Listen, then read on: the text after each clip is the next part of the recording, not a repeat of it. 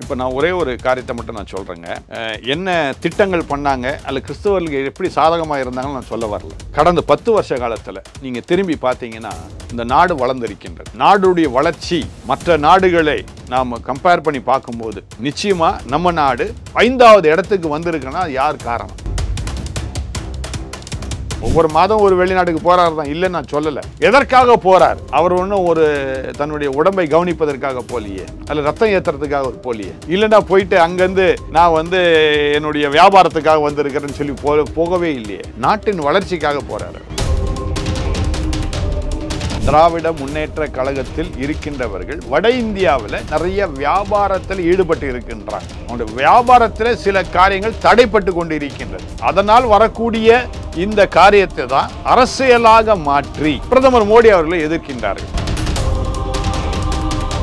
BJP என்றாலே கிறிஸ்தவர்களுக்கு எதிரான கட்சி என்று சொல்லி எதிர்கட்சிகள் ஒரு பெரிய ஒரு மாயத்தை கொண்டு வந்து விட்டார்கள். ஸோ அதற்கு ஆதரவாக நான் பேசும்போது என்னுடைய திருச்சபைகள் எதிர்க்கவில்லை. எதிர்ப்பு தெரிவிக்கின்றவங்க யாருன்னு பார்த்தீங்கன்னா சில கிறிஸ்தவர்கள் கொஞ்சம் அறிவில்லாமல் ஞானம் இல்லாமல் நடக்கின்றவர்கள்.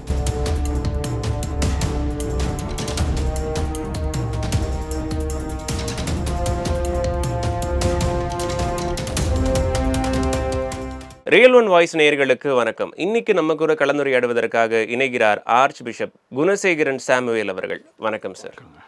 ஒரு சர்ச்சில் அங்கே இருக்கிற எல்லா கிறிஸ்டியன்ஸும் ஒரு கட்சிக்கு ஓட்டு போடணும்னு சொல்றது தவறுன்னு நினைக்கிறீங்களா, சரின்னு நினைக்கிறீங்களா? இப்போ நான் என்ன சொல்ல வரேன்னா, என் குடும்பம் அது, திருச்சபை என்பது என்னுடைய குடும்பம். என்னால் வளர்க்கப்பட்ட பிள்ளைகள் அவங்க. அப்போ அவங்களுக்கு நான் ஒரு சில கருத்துக்களை சொல்கிறேன். இப்போ இவங்க வந்தால் நல்லது, இவங்க நாட்டுக்கு இது நல்லது செய்திருக்கிறாங்க அப்படின்னு சொல்லி சொல்வதனாலே தவறு இல்லை. அப்போ நான் என்ன சொல்கிறேன், இந்த நபருக்கு நீங்கள் ஓட்டு உரிமை கொடுத்தால் நல்லா இருக்கும் நான் சொல்கிறேன். ஆனாலும் உங்களுக்கு ஒரு சுதந்திரம் ஒன்று இருக்குது. நீங்கள் ஒருவேளை என்கிட்ட சரின்னு சொல்வீங்க, அங்கே மாற்று கருத்தாக அங்கே போய் என்ன செய்வீங்க, வாக்கு கொடுத்தாலும் கொடுப்பீங்க. அதை நான் சொல்ல முடியாது. ஆனால் யார் நல்லவர்கள் என்பது சொல்வதற்கு எனக்கு உரிமை இருக்கின்றது. அதை நான் கட்டாயம் சொல்லலாம். பட் இவங்களுக்கு தான் போடணும்னு சொல்றது அது தவறு. தவறு அப்படி நடக்குதா சார்? எங்களுக்கு தெரியல. உங்களுக்கு ஒரு தெளிவுக்காக இல்ல, நடக்குது. ஆமா, நடக்குது. அதான் இப்ப இந்த ஒரு பயமுறுத்தி அப்படி போட வைக்கிறாங்களோ அப்படின்ற மாதிரி எங்களுக்கு அப்படியே நான் ஏற்றுக்கொள்ள முடியும். ஏன்னா இப்போ தென்னிந்திய திருச்சபை, கத்தோலிக்க திருச்சபைகள்ல என்ன இருக்குன்னா, அவங்களுக்கு கீழே ஸ்கூல் பள்ளிகள் இருக்கு, கல்லூரிகள் இருக்கு. இந்த கல்லூரிகள் பள்ளிகளில் வேலை செய்யக்கூடிய ஆசிரியர்கள், பேராசிரியர்கள், இவர்களிடத்தில் என்ன பண்றாங்க, இவங்க இந்த அரசியல் நிர்வாகிகள் என்ன பண்ணுறா, இப்படிப்பட்ட பேராயர்களை சந்திச்சு உங்கள் ஆட்களை எங்களுக்கு ஓட்டு போட வைங்கன்னு. அப்போ இவங்க என்ன பண்ணுறாங்க, நீங்கள் இந்த ஆட்களுக்கு ஓட்டு போட்டாதான், வாக்குகளை கொடுத்தால்தான் நம்முடைய கல்லூரி தொடர்ந்து நிலை நிற்கும், அல்லது பள்ளிகள் நிலை நிற்கும். இல்லைன்னா பாரதிய ஜனதா கட்சி வந்து விட்டால் கிறிஸ்தவ பள்ளிகளில் ஒழித்து விடுவார்கள், கிறிஸ்தவர்களையே ஒழித்து விடுவார்கள், கிறிஸ்தவ பள்ளிகளை ஒழித்து விடுவார்கள், கிறிஸ்தவ கல்லூரிகளை ஒழித்து விடுவார்கள் சொல்லி இந்த அரசியல்வாதிகள் வீணான புரளியை கலப்பி கொடுத்து இப்படிப்பட்ட காரியத்தை வற்புறுத்தி இதனால நீங்க அவர்களுக்கு வாக்கு கொடுங்கன்னு சொல்றாங்க. நீங்க சொல்றது ஒரு பக்கம் உண்மைதான். இது ஒரு கண்டிக்கத்தக்க ஒரு விஷயம் இல்லையா சார்? நிச்சயமா கண்டிக்கணுங்க, நிச்சயமா கண்டிக்கணும். அருமையான பாரதிய ஜனதா கட்சி மீண்டும் ஆட்சிக்கு வரப்போகுது. இந்த 2024 அருமையான பிரதமர் நரேந்திர மோடி தான் பிரதமர் ஆக போறார். நிச்சயமா இப்படிப்பட்ட நல்ல காரியத்தை செய்தார்னா நான் அவரை வரவேற்கிறேன். இது எப்படி தவிர்க்கலாம்னு நினைக்கிறீங்க சார்? இந்த விஷயத்தை எப்படி தவிர்க்க முடியும்னு நினைக்கிறீங்க? நீங்க ஒரு மத குருவா இருக்கிறீங்கன்னு நினைக்கிறேன். ஸோ அது மாதிரி உங்களோட மனநிலை எப்படியா இருக்குது, தவிர்க்கணும் அப்படின்னு என்ன பண்ணணும்? அடிக்கடி நான் ஒவ்வொரு பேட்டிகளும் சொல்வது இதுதான், என் மடி மேல கனம் இல்லை, நான் வழியில பயப்பட வேண்டிய அவசியம் இல்லை, என் கருத்தை நான் தைரியமா நான் சொல்றேன். இன்றைக்கு ஒட்டுமொத்த கிறிஸ்தவ மக்களும் பாரதிய ஜனதா கட்சி வந்தால் கிறிஸ்தவர்களை ஒழித்து விடுவார்கள் சொல்லுகின்றார்கள். ஆனால் நான் என்ன சொல்றேன், இல்லை, அப்படி இல்லை அவர்கள், நான் சொல்றேன். ஏன்னா என் மடி மேல கனம் இல்லை. இப்போ என் மேல ஏதாவது வழக்கு இருந்து, மோசடி வழக்கு இருந்து, இப்போ அந்த வழக்கு எனக்கு சாதகமாக மாறணும்னு நான் நினைக்கும் போதுதான் அரசியல்வாதிகளை நான் தேடி போகணும், எப்படியாவது எனக்கு காப்பாத்துங்க அப்படின்னு தேடி போகணும். நான் முழுக்க ஆன்மீகவாதி. எனக்கு ஒரே ஒரு காரியம், கிறிஸ்தவத்தை வளர்க்க வேண்டும், கிறிஸ்து என்ன சொன்னாரோ அதை நான் செய்ய வேண்டும் என்கின்ற நிலைப்பாடு எனக்குள்ளே இருக்கும்பொழுது நான் யாரை குறித்து நான் பயப்படணும் அவசியமே இல்லையே. பாஜகவோட என்ன கோட்பாடுகள்லாம் உங்களுக்கு பிடிச்சது சார்? நீங்கள் ஒரு மோடி அவர்கள் மீண்டும் பிரதமராக வேணும் அப்படின்னு சொல்லி நினைக்கிறீங்க. ஸோ அவங்களோட என்ன கருத்துக்கள்லாம் உங்களுக்கு பிடிச்சிருக்கு? அவங்களோட என்ன இது வரைக்கும் என்னென்ன திட்டங்கள்லாம் அமல்படுத்தியது கிறிஸ்தவர்களுக்கு ஒரு நல்லதாக இருந்துச்சு அப்படின்னு நீங்கள் நினைக்கிறீங்க? இப்போ நான் ஒரே ஒரு காரியத்தை மட்டும் நான் சொல்கிறேங்க. என்ன திட்டங்கள் பண்ணாங்க, அல்ல கிறிஸ்தவர்களுக்கு எப்படி சாதகமாக இருந்தாங்கன்னு நான் சொல்ல வரல. கடந்த 10 வருஷ காலத்தில் நீங்கள் திரும்பி பார்த்தீங்கன்னா இந்த நாடு வளர்ந்திருக்கின்றது. நாடுடைய வளர்ச்சி மற்ற நாடுகளை நாம் கம்பேர் பண்ணி பார்க்கும்போது நிச்சயமாக நம்ம நாடு 5வது இடத்துக்கு வந்திருக்குன்னா அது யார் காரணம்? நிச்சயமாக ஒரு பிரதமர். அவர் செயல்பட்டால்தான் இத்தனை இடத்திற்கு நம்ம வர முடியும். அடுத்தது, ஒரு பிரதமர் அவ்வப்போது வெளிநாட்டுக்கு போகிறாருன்னு சொல்கிறாங்க. ஒவ்வொரு மாதம் ஒரு வெளிநாட்டுக்கு போகிறாரு தான், இல்லைன்னு நான் சொல்லலை. எதற்காக போகிறார்? அவர் ஒன்றும் ஒரு தன்னுடைய உடம்பை கவனிப்பதற்காக போலியே, அல்ல ரத்தம் ஏற்றுறதுக்காக ஒரு போலியே, இல்லைன்னா போயிட்டு அங்கேருந்து நான் என்னுடைய வியாபாரத்துக்காக வந்திருக்கிறேன்னு சொல்லி போகவே இல்லையே. நாட்டின் வளர்ச்சிக்காக போகிறாரு. அப்போது அங்கே உள்ள திட்டங்கள் என்ன இருக்குதுன்னு பார்க்குறாரு. அந்த திட்டங்களை இந்தியாவுக்குள்ளே கொண்டு வரணும்னு ஆசைப்படுறாரு. இன்றைக்கி ஒன்றுமே இல்லைங்க. சாதாரண ரோட்டில் கீரை விற்கிறவங்க, அந்த கீரை மிஞ்சி போனால் ஒரு 10 ரூபாய் இல்லை 20 ரூபா தாங்க, அதுக்கு மேலே கிடையாது கீரை விலை. அந்த கீரை நம்ம 10 ரூபாய் கீரை வாங்கினா நம்ம என்ன பண்ணுறோம்? உடனே கூகுள் பே பண்ணுறோம், அல்லது பேடிஎம் பண்ணுறோம். இது எப்படி நடந்தது? இது எப்படி சாத்தியக்கூறாச்சு?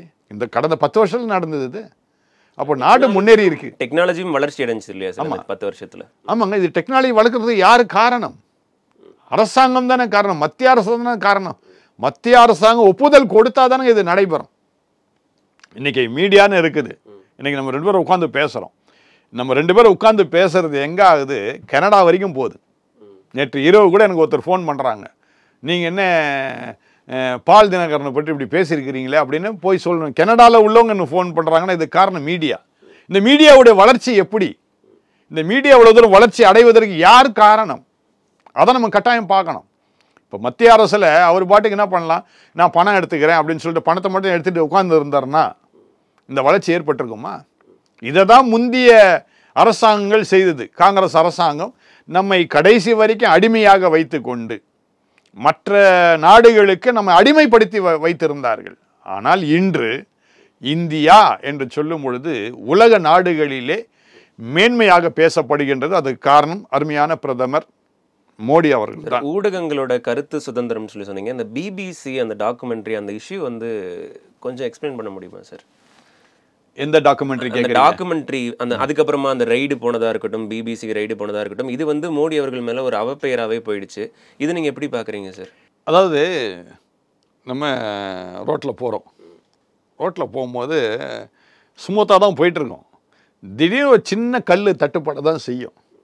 அந்த சின்ன கல் தட்டுப்பட்டுச்சுன்னு சொல்லி நம்ம அங்கேயே நின்று அந்த சின்ன கல்லை நோண்டிகிட்டு இருக்க மாட்டோம். அது பாட்டு தட்டி விட்டு நம்ம போட்டு போயிட்டே இருப்போம். அப்படி தாங்க இதெல்லாம். சில காரியங்கள் ஆங்காங்கே நடைபெறும். இப்போது நேரடியாக பிரதமர் மோடி அவர்கள் எல்லா கோப்புகளையும் பார்ப்பதில்லை. ஆனால் அவர் கீழாக இருக்கும் மற்ற செயலாளர்கள் இதை பார்க்கின்றார்கள். நிறையா ஃபைல்ஸ் வரும். அவர் கீழே ஒரு ஏறக்குறைய 5 செக்ரட்டரிகள் இருக்கிறாங்க. நான் அறிந்து, ஒருவேளை எத்தனை பேர் இருக்காங்க எனக்கு தெரியாது. அதில் ஏதோ ஒரு செக்ரட்டரி ஏதோ ஒரு இடத்துல ஒரு சின்ன தவறு செய்திருக்கலாம். அப்போது உடனே கருத்து என்ன ஆகிடும்? மோடி அவர்கள்லாம் கருத்து தவறு செய்து விட்டாலும் கருத்து வரும். இது நடக்கு. தலைமையின் மேலே எப்பவுமே குறை, எப்பவுமே குறைகள். அதாவது குறைகள் நம்ம பார்த்துட்டு இருந்தோம்னா வளரவே முடியாது வாழ்க்கையில். ஆனால் குறையாகவே நீ இருந்துடாத, அதான் என்னுடைய கருத்து. குறைகள் இருக்க தான் செய்யும் எல்லார் இடத்துலையும். ஆனால் குறைகளை பார்க்காத, அதே நேரத்தில் குறையாகவே நீ இருந்துடாத. சரி செய்து மேலோங்கி வருவதற்கு நீ கட்டாயம். ஒன்றும் இல்லை, அருமையான பிரதமர் அவர்கள் முதலமைச்சராக குஜராத்தில் இருந்தாங்க. பல வருடங்கள் இருந்தார்கள். அந்த சமயத்தில் பல குற்றச்சாட்டுகள் சொன்னார்கள். இதே தமிழ்நாட்டில் இருக்கவங்க தான் சொன்னாங்க. வட இந்தியர்கள் யாரும் சொல்லலை. தென்னிந்தியர்கள் தமிழ்நாட்டில் இருக்கவங்க தான் சொன்னாங்க. அதனால் அவர் பிரதமர் ஆகாமல் போயிட்டாரா? அதாவது நம்ம பாட்டுக்கு ஒருத்தர் பிடிக்கலன்றதுக்காக உன்னுடைய இது நிச்சயமாக அரசியல் களம் நான் சொல்ல மாட்டேன். இது இவங்களுடைய வியாபார களம். திராவிட முன்னேற்ற கழகத்தில் இருக்கின்றவர்கள் வட இந்தியாவில் நிறைய வியாபாரத்தில் ஈடுபட்டு இருக்கின்றாங்க. அவங்களுடைய வியாபாரத்தில் சில காரியங்கள் தடைப்பட்டு கொண்டு இருக்கின்றது. அதனால் வரக்கூடிய இந்த காரியத்தை தான் அரசியலாக மாற்றி பிரதமர் மோடி அவர்களை எதிர்க்கின்றார்கள். இதுதான் கிறிஸ்தவர்களே உங்களை எதிர்க்கிறாங்க அப்படின்ற மாதிரி சொல்லியிருந்தீங்க. நீங்கள் ஒரு ஆர்ச் பிஷப்பாக இருக்கீங்க, உங்களை எதிர்க்கிறதுக்கான மெயினான காரணம் என்ன? ஒரே ஒரு விஷயந்தான், பிஜேபிக்கு நான் ஆதரவான ஒரு பேராயராக இருப்பதினாலே, அதாவது பிஜேபி என்றாலே கிறிஸ்தவர்களுக்கு எதிரான கட்சி என்று சொல்லி எதிர்கட்சிகள் ஒரு பெரிய ஒரு மாயத்தை கொண்டு வந்து விட்டார்கள். ஸோ அதற்கு ஆதரவாக நான் பேசும்போது என்னுடைய திருச்சபைகள் எதிர்க்கவில்லை. நான் இருக்கின்றது ஆங்கிலிக்கன் தென்னிந்திய திருச்சபை. இந்த ஆங்கிலிக்கன் தென்னிந்திய திருச்சபையில் ஒருவர் கூட என்னை எதிர்ப்பு தெரிவிக்கவே இல்லை. காரணம் என்ன, அவங்களுக்கு போய் நான் நேரடியாக என்னுடைய கருத்துக்களை அவங்கள கேட்குறாங்க, நான் க்ளீனாக அவங்களுக்கு எக்ஸ்ப்ளனேஷன் கொடுக்குறேன். இதுதான்ப்பா ரீசன் நான் ஆதரவு கொடுக்கறதுக்கு அப்படி நான் சொல்லும்போது ஏற்றுக்கொள்கிறாங்க. இந்த எதிர்ப்பு தெரிவிக்கின்றவங்க யாருன்னு பார்த்தீங்கன்னா, சில கிறிஸ்தவர்கள் கொஞ்சம் அறிவில்லாமல் ஞானம் இல்லாமல் நடக்கின்றவர்கள். இப்போ நான் சில கிறிஸ்தவ தலைவர்லாம் இருக்கிறாங்க சென்னையில், தனிப்பட்ட முறையில் எனக்கு என்னுடைய கைபேசியில் தொடர்பு கொண்டு ரொம்ப அருமையாக கருத்துக்களை நீங்கள் சொல்கிறீங்க, உண்மையாக நான் பாராட்டணும், எங்களுக்கு இந்த தைரியம் இல்லை சொல்கிறதுக்கு, ஆனால் உங்களை நாங்கள் அப்ரிஷியேட் பண்ணுறோம், நீங்கள் இதை தைரியமாக சொல்கிறீங்க அப்படின்னு சொல்லி அவங்க என்னை பாராட்டினாங்க. அதனால் எனக்கு நல்லா புரியுது, கிறிஸ்தவர்களுக்கு பிஜேபியை பிடிக்கும். ஆனால் சிலர் அதாவது சொல்லுவாங்க, இந்த சின்ன கல்லில் தொட்டுட்டா நமக்கு தான் கையில் ஒட்டிக்குன்ற மாதிரி, அந்த மாதிரி ஆட்கள் தான் என்ன பண்ணுறது எனக்கு எதிர்ப்பு தெரிவிக்கிறாங்களே தவிர, நீங்கள் கமெண்ட் பாக்ஸில் போய் பார்த்தீங்கன்னா நீங்கள் பார்க்கலாம். அதை ஏறக்குறைய ஒரு 100 பேர் என்னை குறித்து கமெண்ட் பண்ணுறாங்கன்னா அதில் 2 பேர் மட்டும் எதிர்ப்பு தெரிவிச்சிருப்பான். அந்த 2 பேர் யாருன்னு பார்த்தீங்கன்னா ஏதாவது கிறிஸ்தவனாக இருப்பான். ஏன்னா அவனுக்கு இருக்கிற அறிவு இது அவ்வளோதான். அடுத்தது பார்த்தீங்கன்னா அந்த அறிவை யாராவது சிதைக்கிறதுக்கு முற்படுறாங்களா? சில பிஷப்ஸ்லாம் சேர்ந்து உங்களோட அறிவை பிஷப்ஸே கிடையாது இது பண்ணுறது, இது அரசியல்வாதிகள் பண்ணுறது தான். பிஷப்ஸுக்கும் இதுக்கும் சம்மந்தம் கிடையாது, அரசியல்வாதிகள் பண்ணுறத. அடுத்து அந்த கமெண்ட் கொடுத்தவன் யாருன்னு பார்த்தீங்கன்னா, மிஞ்சி போனால் அவன் 25 வயசு இல்லை 30 வயசுக்குள்ளே இருக்கிற ஒரு இளைஞனாக இருப்பான். அவனுக்கு என்ன தெரியும்? இல்லை சார், அரசியல் எப்படி இன்ஃப்ளூயன்ஸ் ஆகுறாங்கன்னு கேட்குறேன் சார். இந்த பிஜேபி மற்ற இந்த திராவிட கட்சிகள் தான் இன்ஃப்ளூயன்ஸ். திராவிட கட்சிகள்னு சொல்கிறாங்க, பிஜேபி வந்து கிறிஸ்தவர்களுக்கு எதிரானது அப்படின்றாங்க. இளைஞர்கள், அவர்களுக்கு அரசியல் என்பது தெரியாத ஒரு நிலைமை. அவர்களை நான் குற்றம் சொல்ல நான் விரும்புகிறேன். அப்படி கமெண்ட் போடுறவங்க பார்த்து நான் சிரிக்க தான் செய்வேன். பாவம், இவங்களுக்கு முதல்ல என்ன அரசியல் என்னன்னு தெரியல, 2வது நாட்டின் நிலைமை என்னன்னு தெரியல, 3வது அவங்களுடைய வாழ்வாதாரம் என்ன ஆக போகுதுன்னு அவங்களுக்கே புரியாத நிலையில் அவங்க பேசுகிறாங்க. இன்றைக்கி இன்னொரு விஷயமா நான் சொல்கிறேங்க, பிரதமர் நரேந்திர மோடி அவர்கள் வந்த பிற்பாடு நீங்கள் வீட்டில் உட்காந்து கூட நீங்கள் சம்பாதிக்கலாம். இன்றைக்கி ஆன்லைன் ஜாப்ஸ் ஒன்று, அடுத்தது ஆன்லைன் ஷாப்பிங், க்ளவுட் ஷாப்பிங்னு சொல்லுவாங்க. இன்றைக்கி வீட்டில் உட்காந்து வெறும் 4 சுண்டலை வேக வச்சு கூட விற்கலாம். நீங்கள் வெளியே போன அவசியம் கிடையாது.